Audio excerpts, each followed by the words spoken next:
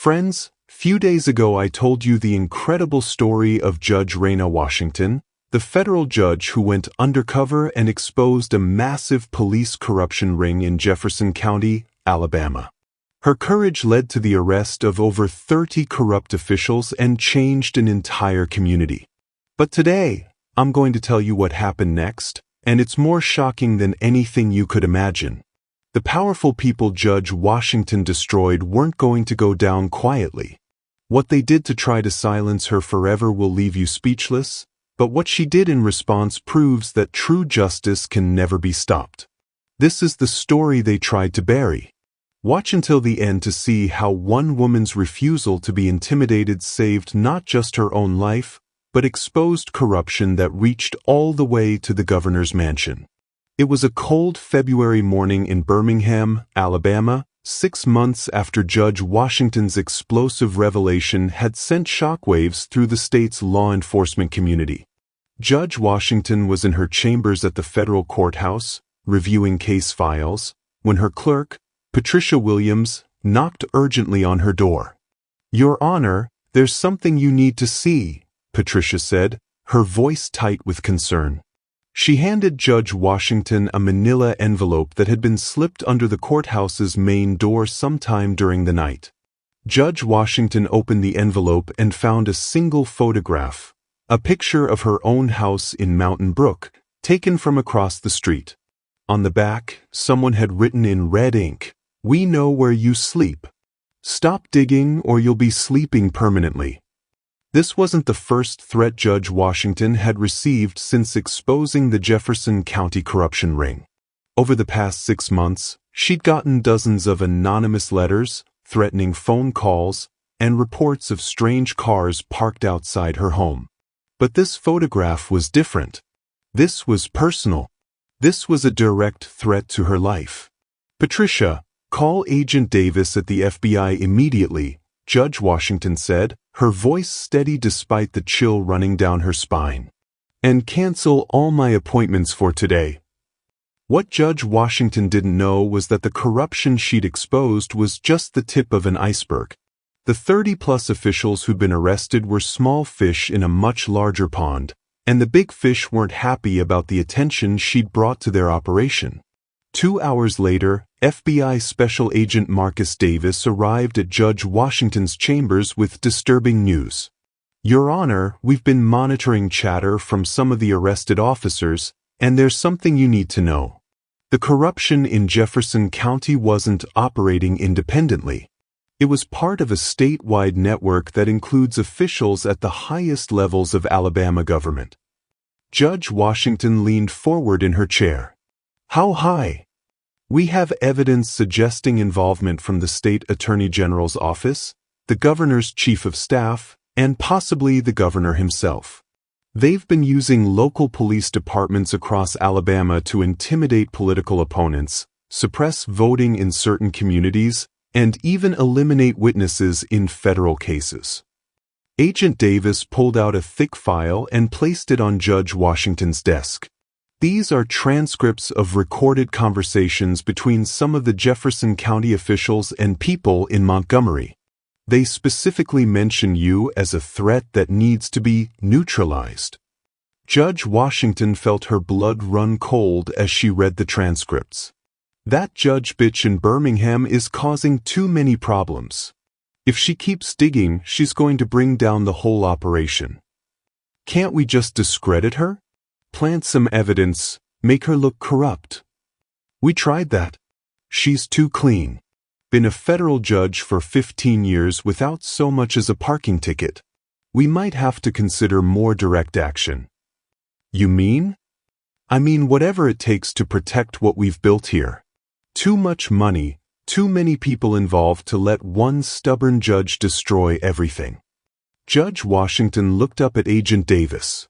"They're talking about killing me." "That's what we believe, Your Honor.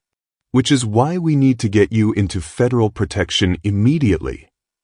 "Absolutely not," Judge Washington said firmly. "I didn't hide from them before, and I won't hide now. If anything, this confirms we're on the right track. They're scared, which means we're close to something big." Agent Davis shook his head. Your Honor, with respect, these people have resources you can't imagine. They have law enforcement connections across multiple states, political influence at the highest levels, and apparently no moral boundaries. This isn't like the Jefferson County situation where you could reveal your identity and shock them into submission. These people know exactly who you are, and they want you dead. Judge Washington stood and walked to her window, looking out at the busy streets of Birmingham. Agent Davis, do you know why I became a judge? No, Your Honor. Because I grew up in Mobile during the civil rights era. I watched my father get pulled over by police for driving while black more times than I can count. I saw good people intimidated, harassed, and worse, just because they had the courage to stand up for what was right. I swore that if I ever had the power to fight that kind of systemic corruption, I would never back down. She turned back to face Agent Davis. These people think they can terrorize me into silence. They're about to learn they picked the wrong woman to threaten. Over the next 2 weeks, the threats escalated dramatically. Someone slashed the tires on Judge Washington's car. Her home security system was mysteriously disabled. A bullet hole appeared in her living room window. Each incident was professionally executed, leaving no evidence that could be traced back to anyone. But Judge Washington refused to be intimidated.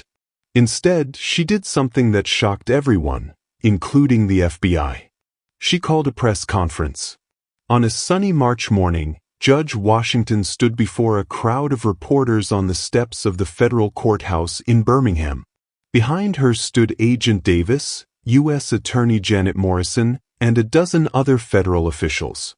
Ladies and gentlemen, Judge Washington began, her voice clear and strong. 6 months ago, I exposed corruption in Jefferson County that led to the arrest of over 30 law enforcement officials. Today, I'm here to tell you that what we uncovered was just the beginning. The crowd of reporters leaned forward, sensing a major story. Over the past 6 months, my life has been threatened repeatedly by people who want to silence my investigation. They've made it clear that they're willing to kill me to protect their criminal enterprise. But what they don't understand is that their threats have only strengthened my resolve. Judge Washington pulled out the threatening photograph and held it up for the cameras. This picture was taken of my home and delivered with a death threat. The people who sent this think they can intimidate federal judges, manipulate law enforcement, and corrupt the very foundations of justice in this state. They're wrong. She paused, letting the weight of her words sink in. Today, I'm announcing that I'm formally requesting a federal task force to investigate corruption at every level of Alabama state government. We have evidence of a criminal conspiracy that reaches from small-town police departments all the way to the governor's mansion. The crowd erupted with questions, cameras flashing, reporters shouting to get Judge Washington's attention. Furthermore, Judge Washington continued, raising her voice above the commotion, I'm formally requesting federal protection for witnesses and federal oversight of all law enforcement activities in Alabama until this investigation is complete. Behind the cameras, in an unmarked car parked across the street, 2 men watched the press conference with growing alarm. She's lost her mind, one of them said into his phone. We offered her multiple opportunities to back down quietly. Now she's going nuclear. The voice on the other end of the phone was cold and angry. Then it's time for the nuclear option ourselves. She's made this personal.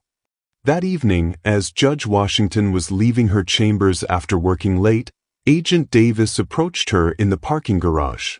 Your Honor, that press conference was either the bravest thing I've ever seen or the most reckless. Probably both. Agent Davis, sometimes you have to force the enemy to show their hand. Now they can't operate in the shadows anymore. They're not going to just give up, Your Honor. If anything, you've backed them into a corner, which makes them more dangerous. Judge Washington unlocked her car, a new one with bulletproof windows and reinforced doors that the FBI had insisted she use. Good. Cornered animals make mistakes. And when they make mistakes, we catch them. As they talked, neither of them noticed the small device that had been attached to the underside of Judge Washington's car earlier that day. 3 blocks from the courthouse, Judge Washington was driving home when her car suddenly began accelerating on its own. The brakes didn't respond when she pressed them. The steering wheel locked in place. Someone had taken remote control of her vehicle. Judge Washington's car was speeding toward a busy intersection at 70 miles per hour with no way to stop. In that moment, her legal training took over. Instead of panicking, she began thinking like an investigator. She grabbed her phone and called Agent Davis while fighting to regain control of the car. "Marcus, they've hacked my car. I'm about to crash at the intersection of 20th Street and 3rd Avenue. Send paramedics and a forensics team. Whatever happens to me, the device controlling this car is evidence." Judge Washington saw the intersection approaching and made a split-second decision. Instead of trying to regain control of the steering, she deliberately yanked the wheel hard to the right, sending her car into a controlled crash into a parked delivery truck instead of the busy intersection full of innocent people. The impact was tremendous, but the bulletproof glass and reinforced frames saved Judge Washington's life. She was unconscious when the paramedics arrived, but she was alive. Agent Davis reached the scene within minutes, along with a full FBI forensics team. They immediately found the remote control device attached to Judge Washington's car, sophisticated technology that could only have been obtained through law enforcement or intelligence channels. But more importantly, they found something the attackers didn't expect. Judge Washington's car had been equipped with a digital recording system that captured everything that happened in the vehicle. The FBI now had a complete record of the attempted murder, including electronic signatures that could be traced back to whoever had installed the hacking device. As Judge Washington lay in the hospital, recovering from a concussion and multiple bruises, Agent Davis brought her news that would change everything. "Your Honor, we traced the device. It was purchased through a state government contract and installed by someone with access to highly classified law enforcement technology.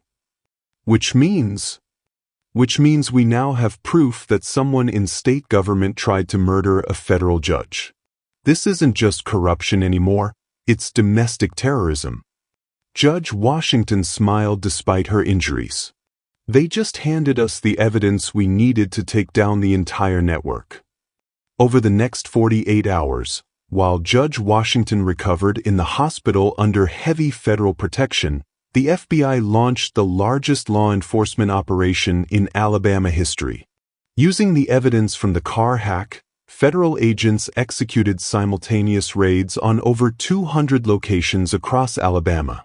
They arrested the state attorney general, the governor's chief of staff, 3 state senators, 12 county sheriffs, and dozens of other officials. But the biggest shock came when FBI agents walked into the Alabama state capitol and arrested Governor William Bradford himself on charges of racketeering, conspiracy to commit murder, and violating the civil rights of citizens under color of law. The evidence was overwhelming. The FBI had uncovered financial records showing that Governor Bradford had been taking bribes from private prison companies, drug cartels, and even foreign governments in exchange for using Alabama law enforcement to protect their interests.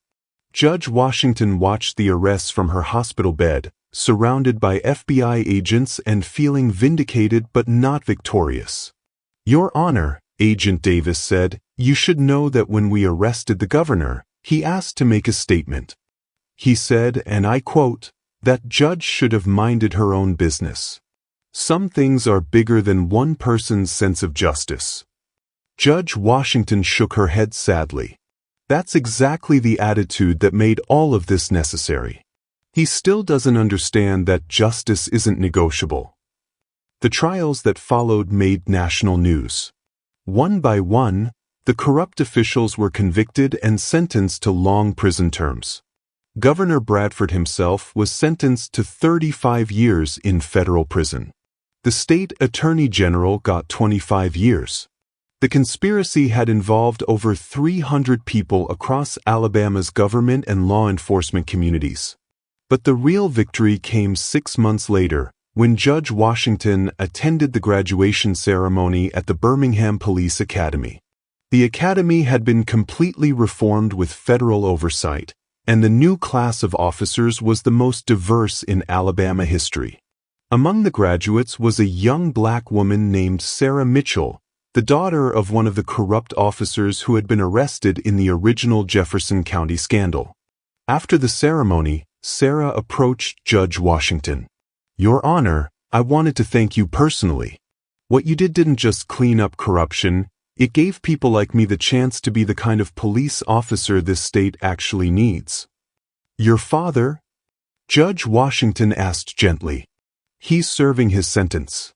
And for the first time in my life, I'm proud to wear a badge, because I know what it's supposed to represent."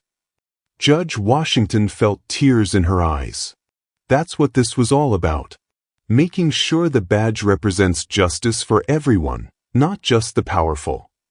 Today, Judge Washington continues to serve on the federal bench in Birmingham. The courthouse where she works now has her name on it, the Judge Raina Washington Federal Justice Center. But more importantly, Alabama has been transformed. The state now has independent oversight of all law enforcement activities. Citizens have new protections against police abuse. And a generation of young people has grown up knowing that even the most powerful people can be held accountable when they break the law. The threatening photograph that started this whole crisis still sits framed on Judge Washington's office wall, but now it has a new caption: "They thought they knew where I slept. They were wrong. Justice never sleeps." From this story, we learn that sometimes the greatest courage is shown not in a single moment of bravery, but in the sustained refusal to be intimidated when powerful people want you to be silent. We learn that corruption always believes it's too big to fail, right up until the moment it does. Most importantly, we learn that one person with the courage to stand up for what's right can change not just their own community, but an entire state. Judge Washington could have accepted federal protection and hidden from her enemies. Instead, she chose to shine an even brighter light on their crimes, knowing that transparency is corruption's greatest enemy. If this story inspired you and showed you that even the most powerful conspiracies can be brought down by people with the courage to fight back, please like this video and share it with someone who needs to see that justice is always possible, even when it seems impossible. Don't forget to subscribe for more stories about the heroes who refuse to let corruption win. Remember, they can threaten you, they can try to silence you, but if you stand firm in the truth, eventually the whole world will stand with you. That's the power of real courage. It's contagious.